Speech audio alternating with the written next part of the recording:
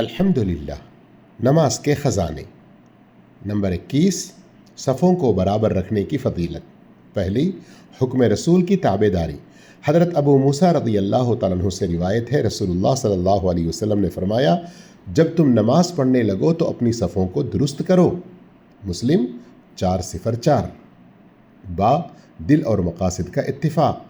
हज़रत नुअमान इब्न बशीर रज़ी अल्लाह तआला अन्हु से रिवायत है, रसूलुल्लाह सल्लल्लाहु अलैहि वसल्लम ने फ़रमाया, तुम ज़रूर अपनी सफ़ों को दुरुस्त करो, वरना अल्लाह तुम्हारे चेहरों के दरमियान इख्तिलाफ़ पैदा फरमा देगा। बुखारी 717, मुस्लिम 436। जीम, सफ़ों को दुरुस्त रखना नमाज कायम रखने के बराबर है। हज़रत अनस रज़ी अल्लाह तआला अन्हु से रिवायत है, रसूलुल्लाह सल्लल्लाहु अलैहि वसल्लम ने फ़रमाया, तुम अपनी सफ़ों को दुरुस्त रखो, बेशक सफ़ों को दुरुस्त रखना नमाज को कायम करना है। बुखारी 723, मुस्लिम 433।